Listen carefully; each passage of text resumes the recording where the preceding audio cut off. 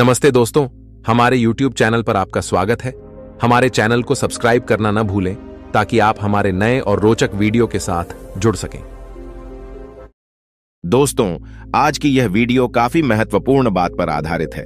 एक ऐसी बात जो लगभग हर इंसान अपने जीवन में महसूस करता ही है, और वो है मजबूरियां। आज की इस वीडियो में हम जानेंगे मजबूरियों को देखने का सही तरीका क्या है। मजबूरियां जीवन का एक महत्वपूर्ण हिस्सा है और हमारे जीवन में अक्सर आती है। मजबूरी एक व्यक्ति के जीवन में ऐसी स्थिति को दर्शाती है जहां व्यक्ति कुछ करने में सीमित रह जाता है, अक्सर बिना अपनी इच्छा के, क्योंकि उनके पास कोई दूसरा विकल्प नहीं होता। ऐसी स्थिति में हम जो करना चाहते हैं, हम वो चाहकर भी नहीं कर पाते। यह एक ऐसी परिस्थिति होती है जहां पर व्यक्ति अपने मन के अनुसार चुनाव नहीं कर सकते और अपने हथियार डाल देते हैं। मजबूरी में हमें अक्सर वही करना पड़ता है जो हमारे सामने रखा गया हो, न कि वो जो हम करना चाहते हैं। ये मजबूरियां हमारी आर्थिक, सामाजिक, पारिवारिक और व्यक्तिगत स्थितियों से जुड़ी होती हैं।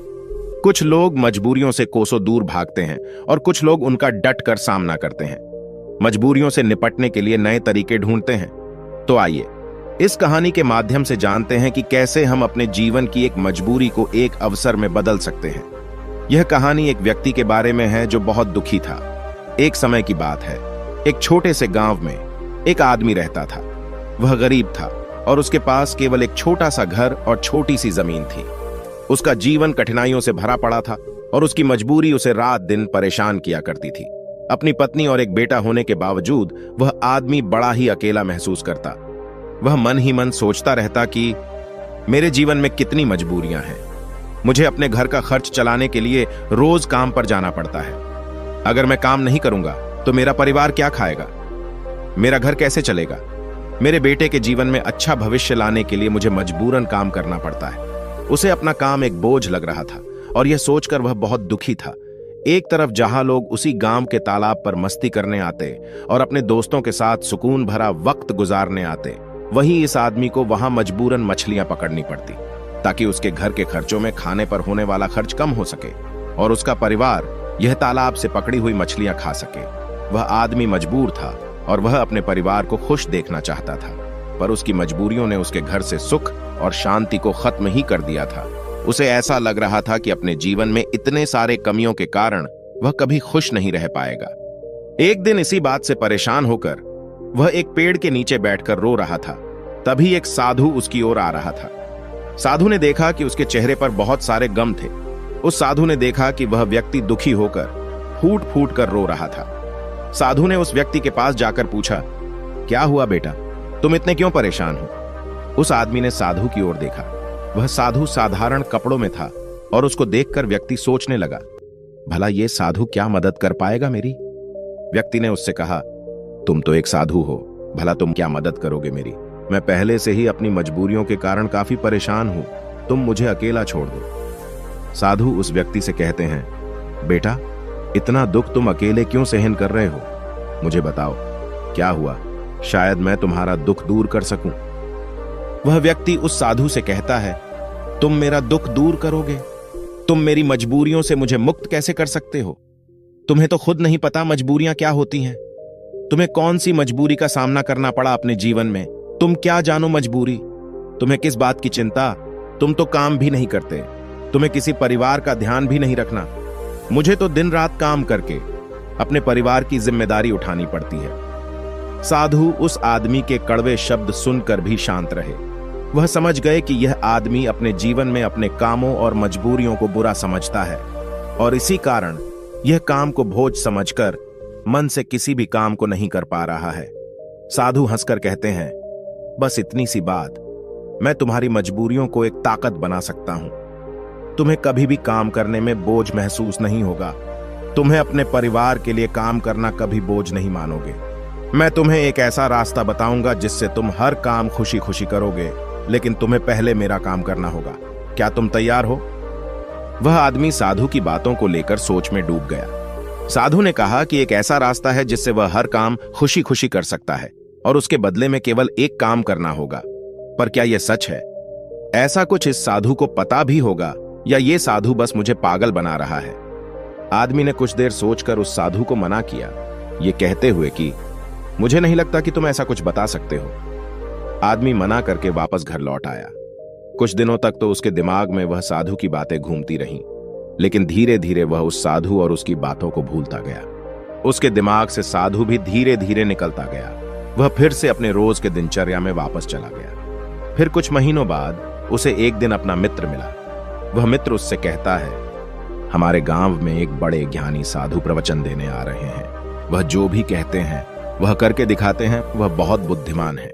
उसका मित्र उस आदमी से कहता है, तुम भी चलो मेरे साथ, तुम्हें वहां आनंद आएगा। कभी तो अपने लिए कुछ समय निकाल लिया करो, तुम कितनी मेहनत करते हो।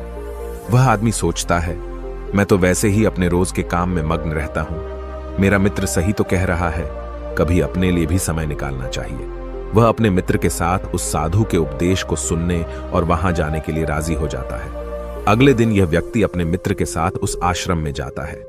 वहां उसे वही साधु दिखता है जो उसे उस दिन काम को खुशी खुशी करने का मार्ग बताने का वादा कर रहा था।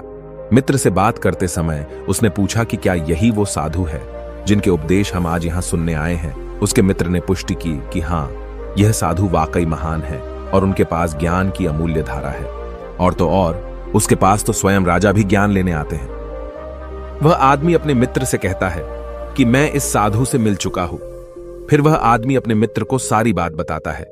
उसका मित्र पूरी बात सुनकर कहता है, अगर यह साधु ने तुम्हें वचन दिया है तो अवश्य ही वो उसे पूरा करेंगे।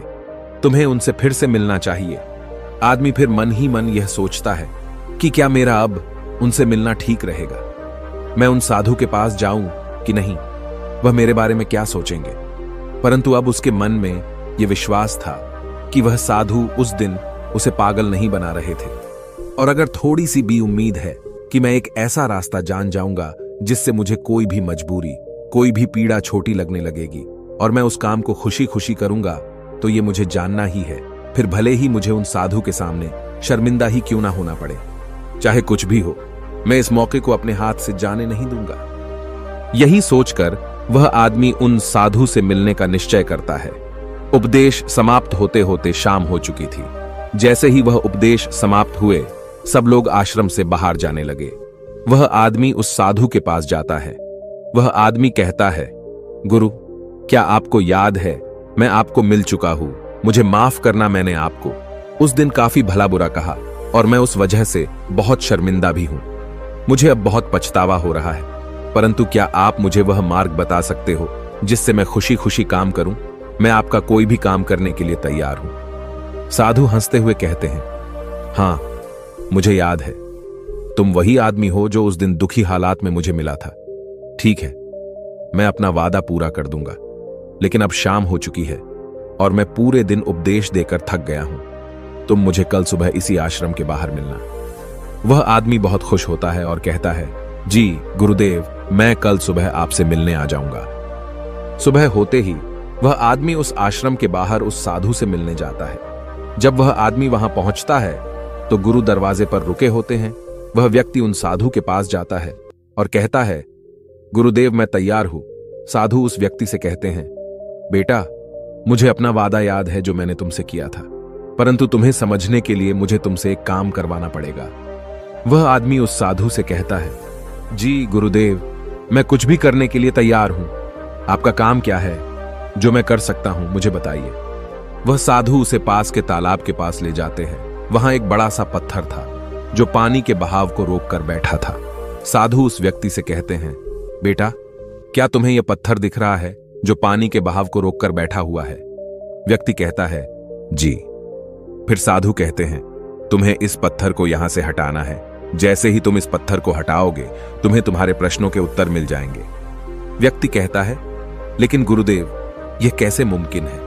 यह तो इतना बड़ा पत्थर है, मैं इसे कैसे हटाऊंगा?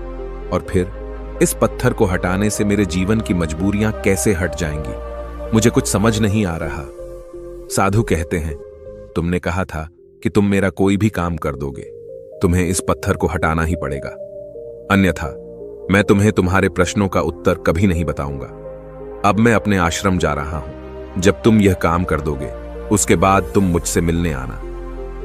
इतना कहकर साधु अपने आश्रम की ओर बढ़ गए। उस आदमी ने सोचा, मुझे ये समझ नहीं आ रहा है कि गुरुदेव मुझे इस पत्थर को हटाने का काम क्यों दे रहे हैं, लेकिन जो कुछ भी हो, मेरे समस्याओं का हल तो मुझे चाहिए। मैं अपने जीवन से बहुत दुखी हूं, और अगर मुझे इस पत्थर को हटाने से मुझे गुरुदेव उत्तर बता देंगे तो ठीक है। गुरुदेव अगर मुझे यह करने को कह रहे हैं तो इसमें जरूर कोई बात होगी। इतना सोचकर उस आदमी ने उस पत्थर को अपने हाथों से हटाने का प्रयास शुरू किया, लेकिन वह पत्थर इतना विशाल और भारी था कि वह थोड़ा भी नहीं हिला। कुछ देर बाद थक हार कर उसने अपने पीठ के बल पर लेकर फिर से प्रयास किया, उस पत्थर को हटाने की कोशिश की। उसने देखा कि वह पत्थर थोड़ा सा अपनी जगह से हिल गया, पर जैसे ही वह थोड़ा सा सीधा हुआ, वह पत्थर फिर से अपनी जगह पर वापस आ गया। उस आदमी का आत्मविश्वास टूट गया। वह मन ही मन सोचता है कि यह कैसा काम दिया है मुझे इस साधु ने, यह पत्थर तो हिलने का नाम भी नहीं ले रहा। बाहर बहुत धूप थी और वह आदमी पसीने में भीग जाता है। वह आदमी बीच में ही रुक जाता है, पर फिर उसे उन साधु की शर्त याद आती है, जिसके मुताबिक अगर वह उनका काम नहीं करेगा तो उसे वह नहीं मिलेगा जो वह चाहता है। यह काम करना भी एक प्रकार की मजबूरी ही थी। काफी समय बीत जाने के बाद उस आदमी ने पास में ही एक पेड़ देखा और उसे उस पेड़ को देखते ही एक तरकीब सूझी। उसने सोचा, क्यों ना मैं एक लकड़ी के टुकड़े को पत्थर के नीचे फंसाकर उस लकड़ी पर अपना वजन रखूं। इससे मुझे कम जोर लगाना होगा और लकड़ी बड़ी और मजबूत होने के कारण उसका परिणाम ज्यादा होगा। वह आदमी तुरंत ही एक बड़ी और विशाल लकड़ी तोड़ने में लग जाता है।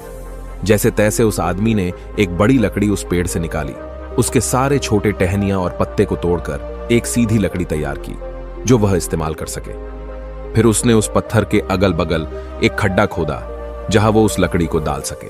उस आदमी ने लकड़ी का एक छोर उस पत्थर के नीचे फंसाया और फिर वह आदमी अपने हाथों में 2 बड़े पत्थर लेकर उस लकड़ी के दूसरे छोर पर बैठ गया, और देखते ही देखते वह पत्थर अपनी जगह से हट गया और पानी का बहाव फिर से चालू हो गया।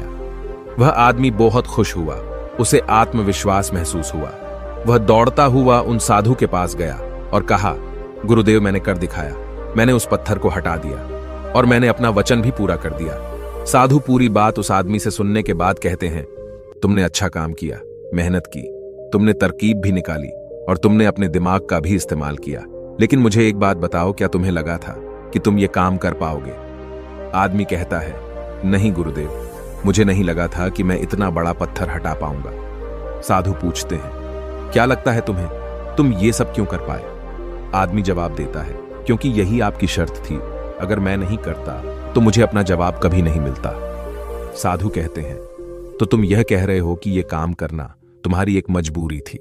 आदमी कहता है, हां, लेकिन आप वही वही क्यों पूछ रहे हो? इस पर साधु कहते हैं, मैं तुम्हें यही तो समझाना चाहता था। जिस तरह आज तुम्हारे सामने वह पत्थर हटाने की मजबूरी थी, इसी तरह तुम्हारे जीवन में भी तुम्हारे सामने कई मजबूरियां आएंगी। साधु आगे कहते हैं, मजबूरियां ही तुम्हें वह काम करवाती है जो तुम्हें नहीं लगता कि तुम वह कर सकते हो। तुम्हारी मजबूरियां तुम पर बोझ नहीं है, बल्कि मजबूरियों के कारण तुम जिंदा भी हो। तुम खुद सोचो, अगर तुम्हारे ऊपर मजबूरियां ना होती और काम करके अपने परिवार के लिए कमाई करने की कोई पाबंदी ना होती, तो क्या तुम अपने घर से बाहर भी निकलते? नहीं ना, तुम एक ही जगह बस आराम से बैठे रहते। लेकिन क्या ऐसा आराम करना ठीक है? क्या तुम्हारे शरीर में बीमारियां नहीं आ जाती? तुम अपनी मजबूरियों के कारण काम करते हो, जिससे तुम स्वस्थ और तंदुरुस्त रहते हो। जहां तुम पहुंचना चाहते हो, ये मजबूरियां ही तुम्हें वहां का रास्ता दिखा सकती है।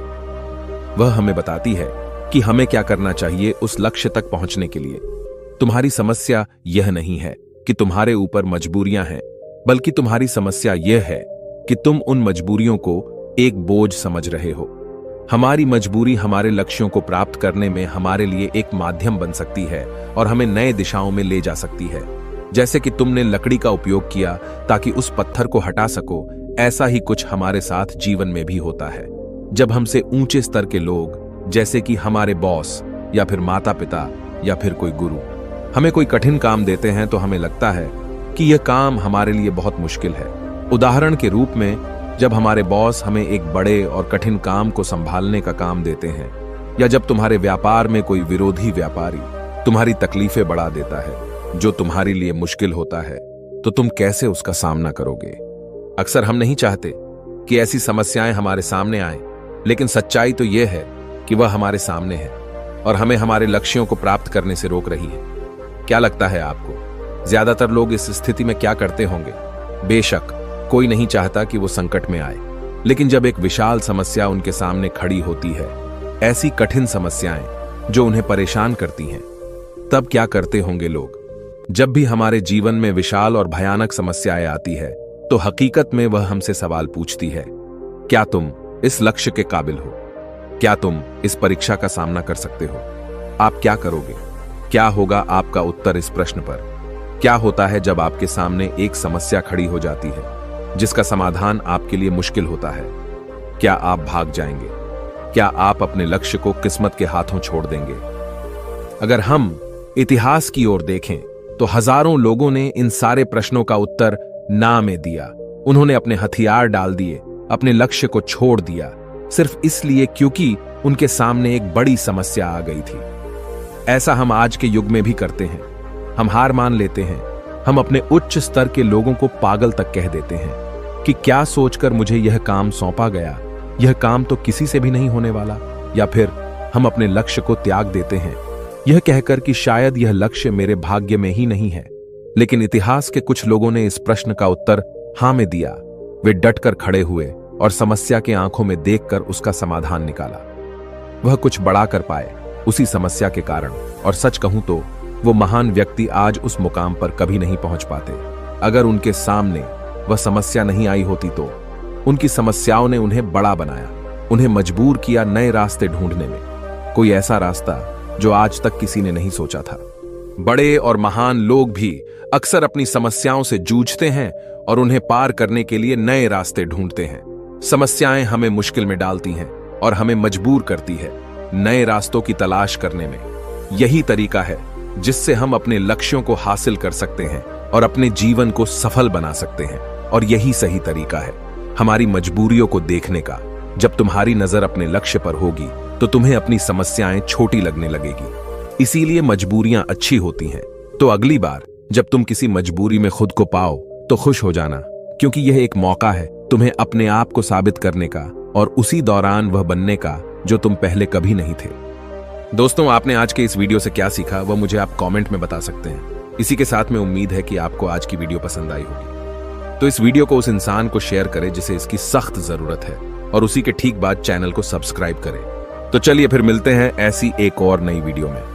तब तक के लिए अपना ख्याल रखें। धन्यवाद और नमो बुद्धाय।